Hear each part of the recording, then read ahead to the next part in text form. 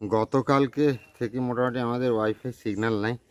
আর আজকে হচ্ছে সকাল 7:30 মতো বাজে। এখন বেরোচ্ছি, যাব ওয়াইফাই লাইন যে কেটে গেছে ওইটা জোড়া লাগানো হবে। আর আমাদের লোকাল যে অপারেটর ছিল উনি চেঞ্জ হয়ে গেছেন, কারণ আরেকজন ওই ব্যবসাটা কিনে নিয়েছেন।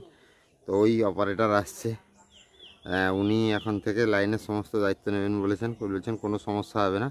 বাট গতকাল উনি আসতে পারতেন, ওনার ঘরে কিছু সমস্যা হয়ে গেছিলো, তার জন্য বললো যে সুজিদা আমরা আসতে পারছি না, আমি আসতে পারছি না, আগামীকাল সকাল সকাল যাচ্ছি। ঠিক আছে, কোনো চাপের নেই। তো দাদা আসছেন। আর কিছুটা মানে কী বলে, যে ফাইবার অপটিক কেবিলগুলো শর্ট হয়তো পড়বে, তার জন্য আমার কাছে এক্সট্রা ছিল বলতে এর আগে একটা জায়গায় লাইন ঘোরানো হয়েছিল, সেখানে কিছুটা বেশি হয়েছিল, সেটা ছিল, সেটা নিয়ে যাচ্ছি। যদি প্রয়োজন হয় এটা কাজে লাগানো হবে। তো যাই, আগে লাইনটা আগে জোড়া লাগানো হোক। আর মা আমি ফোন করবো, বুঝলে তো, সিগন্যাল এলে বলবে, ঠিক আছে? চলো আর দেরি না করে যাই। মিস্ত্রি চলে এসছে। এই যে সকাল থেকে লাইনের কাজ হচ্ছে, দাদা এসছেন। আর একটা জায়গায় কেটেছিল লাইন, কেটে ছিল না, এইখান দিয়ে একটা গ্যাসের পাইপ লাইনের কাজ হচ্ছে। এবার পোকল্যান্ড বড় মেশিন গেছে, আমাদের লাইন অনেক উঁচু দিয়ে গেছিলো। ওই যে খুঁটিয়া দেখেছেন, ওর উপরেও বাঁশ ছিল, ভেঙে পড়েছে। ইচ্ছে করে কেটে দেওয়া হয়েছে লাইনটা, কি বলবো, আর কিছু বলার নেই। তারপরে মাঠে পড়ছিল, আবার শিয়াল এসে কেটে দিয়েছে। আর এই দাদা নিয়েছে বর্তমান আমাদের লোকাল অপারেটরের দায়িত্ব। তাও একটু ঝামেলা হচ্ছে, উনি কথা বলে তার সব কিছু ম্যানেজ করবেন। তো কী হয় দেখা যাক। আচ্ছা দাদা, বলছি আমরা যদি ওই মেন লাইনটা দিয়ে, মেন যে এটা দিয়ে, ওইটা দিয়ে যদি লাইনটা ঘুরিয়ে দিই, তাহলে তো অসুবিধা হওয়ার কথা নয় বেশি। তো তুমি মোটামুটি তোমার মেন অপারেটার সঙ্গে ইনফ্রা মিডিয়া না কি আছে, যে তার সঙ্গে একটু কথা বলে আমাদেরকে জানাবে, ঠিক আছে? দিলে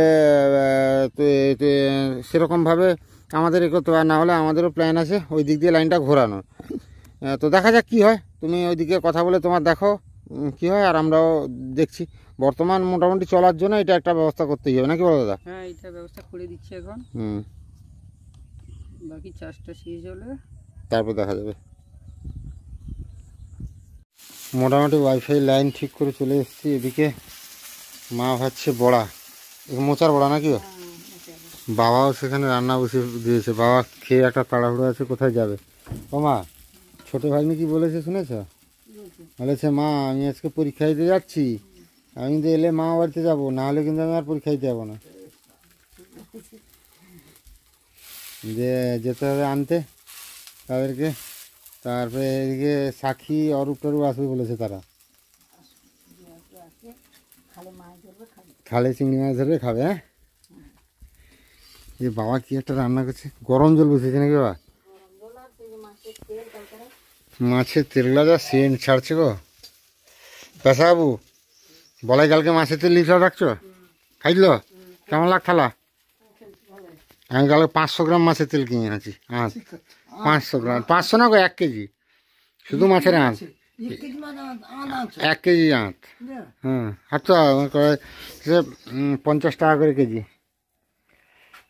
মাছের আঁত দিয়ে ভাত খেতে যা লাগিয়েছে, লাগছে না মানে সেই তেলটা সেই দারুণ।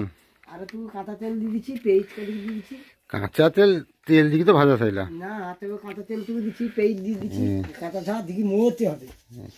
ঘোড়ার ডিম মরবে। এমনি তো আমার পেঁয়াজ টেঁয়াজ সব দিয়ে দেওয়া আছে, আবার মরার কি দরকার? পেঁয়াজ লঙ্কা তারপরে তেল সব কিছু দিয়ে তো করা আছে, আবার একে মাখাবে কি? একে আবার মরবে কি? একে কি এখানে কি ইয়ে আছে নাকি? যা তেল দেওয়া আছে, তারপরে আর তেল দিলে শরীরে থাকবে না কিছু অবস্থা। লঙ্কা তুমি লঙ্কা রোদে দাও তো, আজকে রোদে, আজকে আমি লঙ্কাগুলো কুটে দেবো। মাছটা আজকে সিলভার কাপ পুকুর থেকে উপরে উঠে পড়েছে, কেন কে জানে, ভগবান জানে, লাফিয়ে পড়েছে নাকি, উপরে উঠে পড়েছে। ঝাল দেওয়া হবে, তুমি বসে তো ঝাল দেওয়া সব বাটনা বেটে ফেলেছো তো। আজকে দুপুরের লাঞ্চ হচ্ছে মোচার বড়া, এদিকে আছে মাছ দিয়ে উচ্ছে দিয়ে ঝাল দেয়া, আর একটু একটা পটকা দেবে, একটু তেল দেবে এখানে। আর তেল দেওয়া দরকার নেই, এইটাতে যা তেল আছে হয়ে যাবে, আর দরকার নেই। তো এইটা নিয়ে নিয়েছি, খাবো। তো খাওয়া দাওয়াটা হোক, তারপরে আরও ভাগ্নি আসবে, মামার মেয়েরা আসবে, অনেকেই আসবে, সবাইকে আনতে আনতে যেতে হবে। খাওয়া দাওয়াটা আগে হয়ে যাক। ভালো আছো? বোনের বাড়িতে এসেছিলাম ভাগ্নিদের নিতে, বেডে রেডি হয়ে পড়েছে। চ চ চ চ চ দেরি করনি সন্ধ্যাবেলা আবার সাকি মাসি এরিয়া এসে রে তার রাস্তা খুঁজি পাইনি তাকে আবার আগাইতে হবে মোটা আনতে দিতে আমার মামার মেয়ে আইসে রে সে আবার রাস্তা খুঁজি পাবে নি করে আর মেসমশাই বসে এখানে মোটামুটি ঘাস ছিঁড়ছে বিকালবেলা পরিষ্কার হচ্ছে মেসমশাই আইসি গো ও তো কুচু মামা তোকে নিয়ে যাবো না আমি তুই থাক বাড়িতে তুই তুই একদিন থাকবি তো বাস বাস বাস তুই থাকতো আর দরকার নেই কাউকে হ্যাঁ বল তুই আর আমি দুজন বদমাশি করবো হ্যাঁ হ্যাঁ ঠিক আছে খালি মাছ ধরতে হবে দুজনে হ্যাঁ ঠিক আছে ভাগ্নিদের নিয়ে বাড়ি আসার পথে দোকানে চপ ভাজছিল যেখানে 10 টাকায় 3টা চপ বিক্রি হয় আর আমি সেখানে একটু চপ নিয়ে নিলাম কারণ সন্ধ্যাবেলা সবাই মুড়ি খাবে আর সঙ্গে আমার বড় ভাগ্নি বললো যে মামা ব্রেড পকোড়া খাবো তো ব্রেড পকোড়াও গরম গরম প্যাকিং করে নিচ্ছি তো আজকে সন্ধ্যাবেলা এইগুলো দিয়ে টিফিন হবে মামার মেয়েরাও সে মোটামুটি দাদুর কোলে বসে পড়েছে আর মা ডাকছে ও মা আমার বড় ভাগ্নিটার কি মান সম্মান নাই না তাকে একটু আদর করনি মামা তোর মন খারাপ কেন রে হ্যাঁ মন খারাপ কেন আর এদিকে অরূপ এসছে অরূপ কেমন আছো বলো হ্যাঁ তুই আর ফোন টোন করলি না রাস্তাটা এই তো রাস্তা খুঁজে চলে এসেছিস আর তো অসুবিধা হবে না এরপরে আসতে হ্যাঁ একা চলে আসতে পারবি তো হ্যাঁ আর ইয়ে এলো না কুলকুলি এলো না গান আছে আচ্ছা মামা কি খাবে বলো তাকে গ্লুকোজ জল করে দাও এদের দিছো মা আর টলকে দিছো একটু গ্লুকোজ জল করে দাও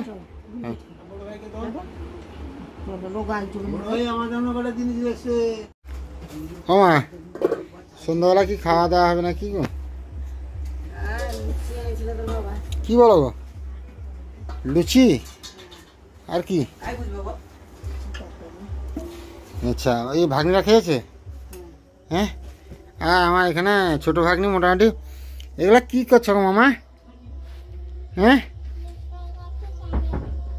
খেলছো আর নিচে দেখো পুসি ক্যাট বসছে দেখো নিচে বসে একবার দেখো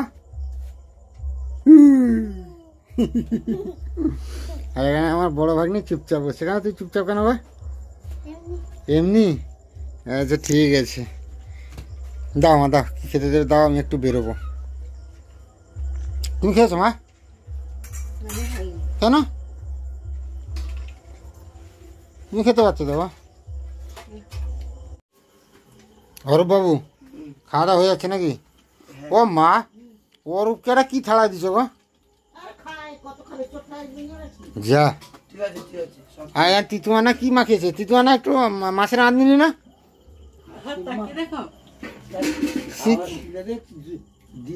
না তো ভালো করেছে মাখিয়ে নিয়েছে ভালো করেছে আচ্ছা মাছের তেল লিচু ভাতে গুইলে মাছের তেলটা একটু লাগবে দেখবো অরূপ মাছের তেল লিচু একটু কেন